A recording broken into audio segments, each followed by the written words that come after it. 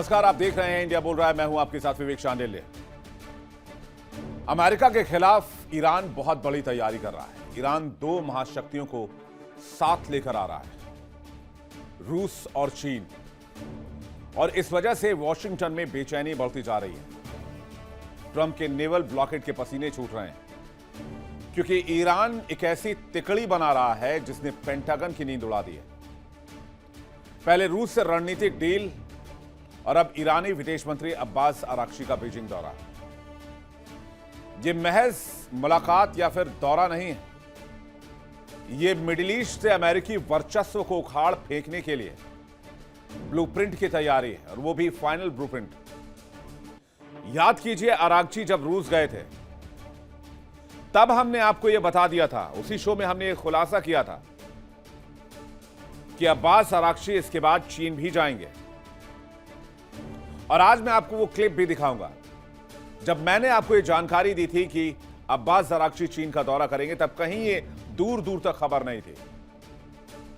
इसलिए जब आप हम पर भरोसा करते हैं तो हम आपको देते हैं भरोसेमंद खबरें। बहरहाल, रूस और चीन अब ईरान के लिए सिर्फ दोस्त नहीं है, बल्कि वो मिडिल ईस्ट को अभेद्य किला बनाना चाहते हैं, जिससे भविष्य में कभी डोनाल्ड ट्रंप या कोई भी अमेरिकी राष्ट्रपति वापस से मिडिल ईस्ट में आकर यहां की चीजों को उथल पुथल ना कर सके, पूरी दुनिया को डिस्टेबलाइज ना कर सके। इसलिए ईरान बना रहा है एवेंजर्स की टीम। कुछ वक्त पहले चीन से आ रहे एक ईरानी जहाज में अमेरिका को कुछ ऐसा मिला जिसे ट्रंप के होश उड़ गए।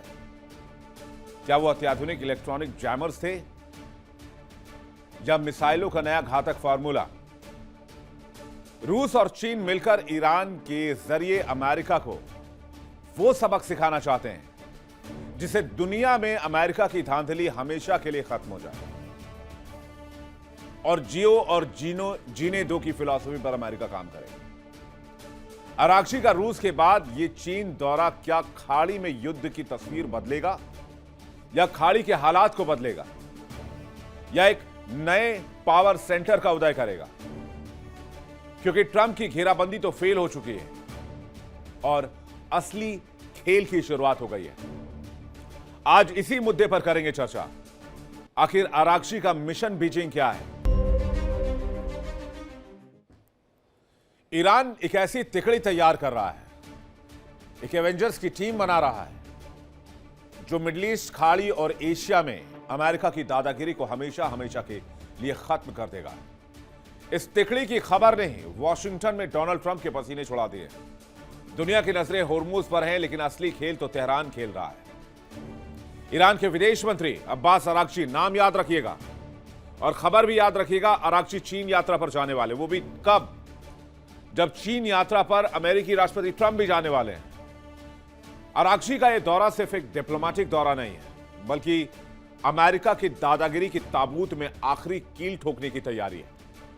पहले रूस के साथ डिफेंस पैक्ट, और अब बीजिंग में जिनपिंग के साथ खास सिपहसालारों के साथ अराक्ची की सीक्रेट मीटिंग। इंडिया बोल रहा है मैंने आपको अराक्ची के इस प्लान के बारे में पहले ही खबर दे दी थी। जब अराक्ची रूस के दौरे पर थे, मॉस्को के दौरे पर थे, तब मैंने यह आपको बताया था कि इसके बाद अराक्ची चीन जाएंगे। दूर दूर तक कहीं यह खबर किसी भी टेलीविजन नेटवर्क के पास नहीं थी जब मैंने यह आपको खबर दी। और आज की तारीख में यह खबर पुख्ता है कि अब्बास अराक्ची चीन के दौरे पर जा रहे हैं, और मैंने यह आपको बताया था कि अब्बास अराक्ची तेहरान तिकड़ी तैयार कर रहा है जिससे अमेरिका को हमेशा हमेशा के लिए मिडिल ईस्ट से, एशिया से ब्लॉक किया जा सके, खास करके उसकी दादागिरी को। पहले नजर डालते हैं अराक्ची के चीन दौरे को लेकर जो जानकारियां सामने आई, अहम क्यों हैं। उसके बाद आपको वो क्लिप भी दिखाऊंगा जब मैंने आपको ये बताया था कि अब्बास अराक्ची मॉस्को के बाद बीजिंग का दौरा करेंगे। तो रूस के बाद अब चीन के दौरे पर जाने वाले अराक्ची 6 मई को चीन के दौरे पर जाएंगे। ट्रंप के चीन दौरे से पहले ही अराक्ची पहुंच रहे हैं चीन के विदेश मंत्री वांग यी से मुलाकात करेंगे। इसके बाद शी जिनपिंग से मुलाकात होगी। आपसी संबंध, खाड़ी में तनाव, तेल supply, Hormuz blockade, America naval blockade समेत जितने भी मुद्दे हैं सब पर बात होने जा रही है। आराक्ची चीन सिर्फ हाथ मिलाने नहीं जा रहे।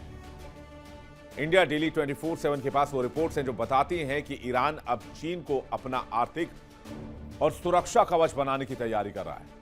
आराक्ची का यह दौरा ट्रंप के संभावित चीन दौरे से ठीक 10 दिन पहले हो रहा है।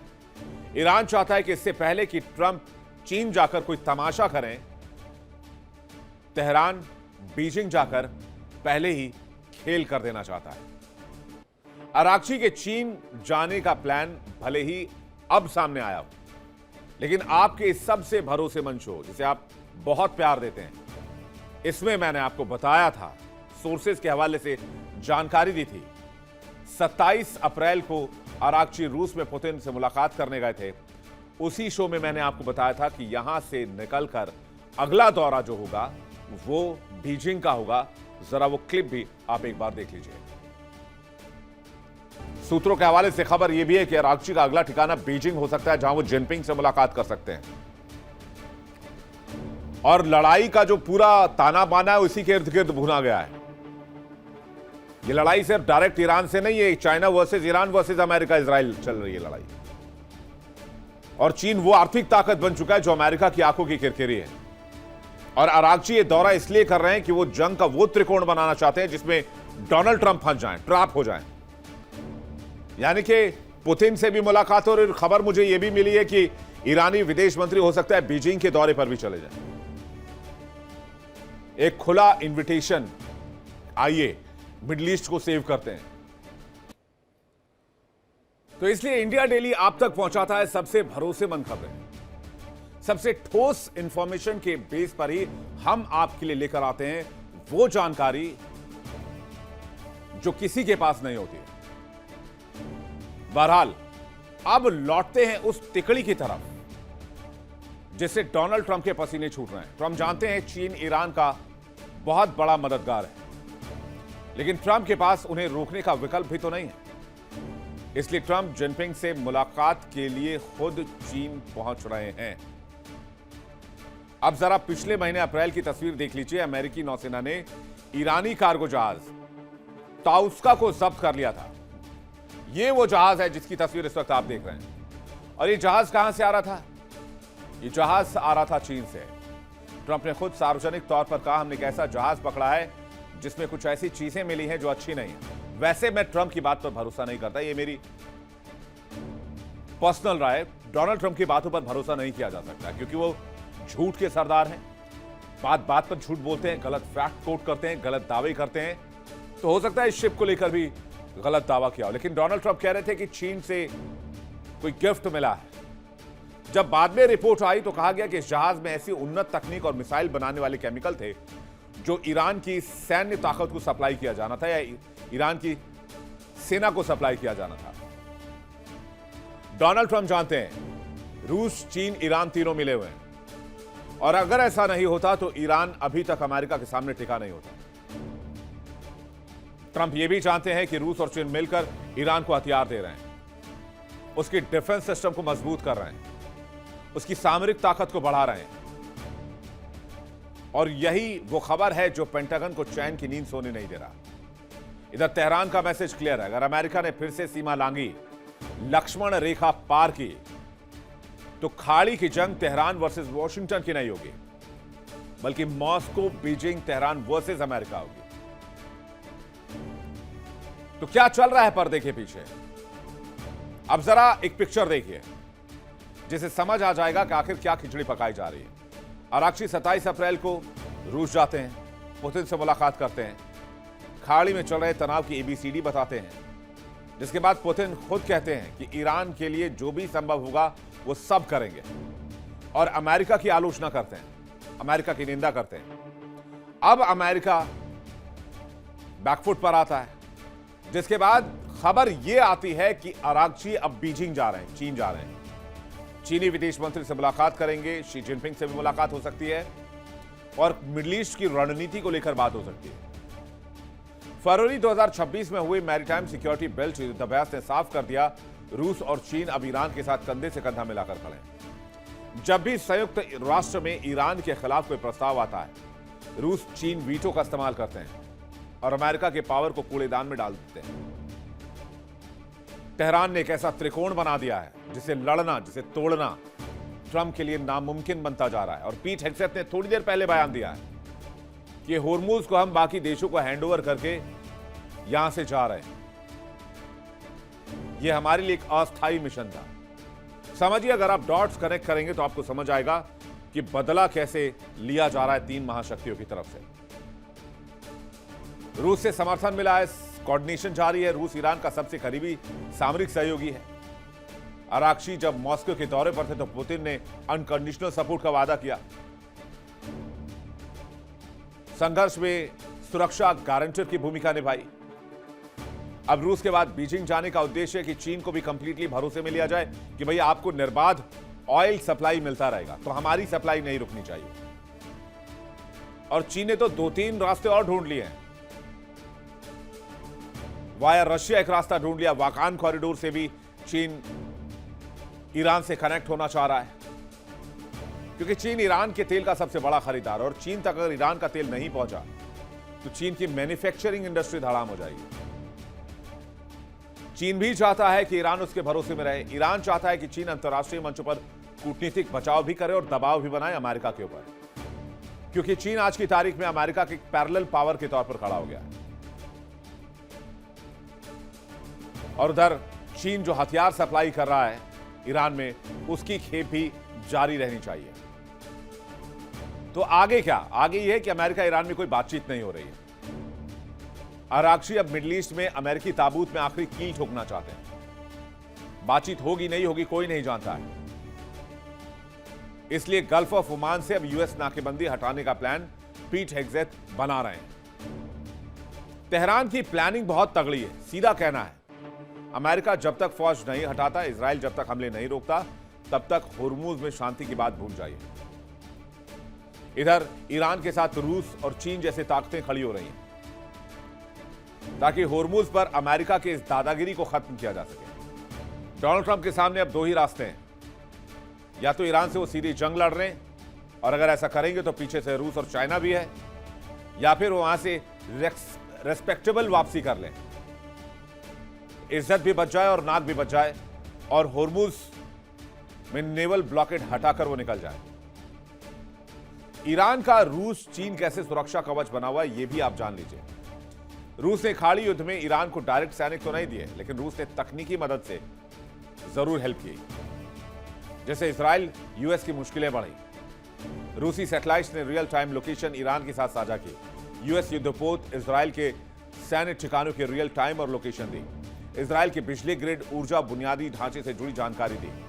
लगभग 55 ठिकानों की सूची दी ताकि ईरानी मिसाइलें सटीक तरीके से हमला कर सके। चीन की भूमिका देख लीजिए। चीन ईरान के लिए इकोनॉमिकल बैकबोन है, यह बात नहीं भूलनी चाहिए। पिछले लगभग 50 सालों से जो सैंक्शन तेहरान पर है, ईरान पर है, उससे बचने में चीन ने बहुत काम किया है। वो चीन की इकोनॉमी को ढहने से बचाता आया है। ईरान की इकोनॉमी को, माफ कीजिएगा। चीन ने ईरान को विध्वंसक ड्रोन्स दिए, हथियार दिए, मिसाइलों के पार्ट्स दिए, मिसाइल कंपोनेंट्स दिए, जिससे ईरान मजबूती से इस जंग में टिका रहे। समुद्री नाकेबंदी के बावजूद चीन अभी भी ईरान के सबसे मुख्य तेल खरीदारों में से एक है। जाहिर सी बात है, रूस और चीन ने मिलकर ट्रंप को इस इलाके में घेर लिया है, जिसकी चर्चा अब्बास अराक्ची करते रहे हैं, और अब वो बीजिंग के दौरे पर है। जाहिर सी बात है, ईरान अकेला नहीं है। रूस और चीन जैसी ताकतें उसके पीछे खड़ी हैं, और मिडिल ईस्ट में, एशिया में डोनाल्ड ट्रंप को अपनी दादागिरी बंद करनी ही होगी, जिसके लिए फाइनल ब्लूप्रिंट तैयार कर लिया गया है। तो क्या रूस, चीन और ईरान मिलकर अमेरिका को मिडिल ईस्ट में कॉर्नर कर पाएंगे, लिमिट कर पाएंगे?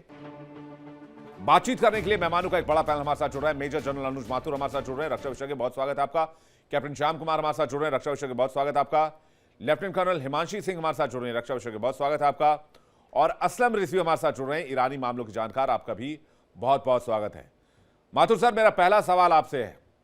अब्बास अरागची का बीजिंग दौरा और 27 अप्रैल जब मॉस्को के दौरे पर थे, अब्बास अरागची पुतिन से मुलाकात कर रहे थे। उस शो में मैंने सोर्सेस के हवाले से जानकारी दी थी कि इनका अगला दौरा होगा बीजिंग का, जहां पर वो वांग यी और शी जिनपिंग से मुलाकात कर सकते हैं। और आज खबर आई कि 6 तारीख को ही जा रहे हैं, वो भी डोनाल्ड ट्रंप के जाने से पहले। तो इस दौरे से क्या एंटिसिपेट कर रहे हैं? और जो बात बार बार कही जाती रही है कि ये जो तिकड़ी है, ये इस जंग में एक ब्रेन की तरह काम कर रही है, रूस, चीन और ईरान की, इसको लेकर आपका क्या कहना है? जय हिंद विवेक। जय हिंद सर। एक दो बातें मैं आपको आपको बताना चाहता हूँ। पहली बात तो ये तिकड़ी नहीं है, इसको हम चौकड़ी कह सकते हैं। हाँ। और जो तिकड़ी हमको अभी यहाँ नजर आ रही है वो क्रिंक के नाम से काफी समय से ये एक नया ग्रुप उभर करके आ रहा है, एक नया अलाइनमेंट पूरा उभर करके आ रहा है। और ये China, Russia, Iran, north Korea, ये क्रिंक है। और ये बहुत जब जब से ये यूक्रेन का वॉर शुरू हुआ है,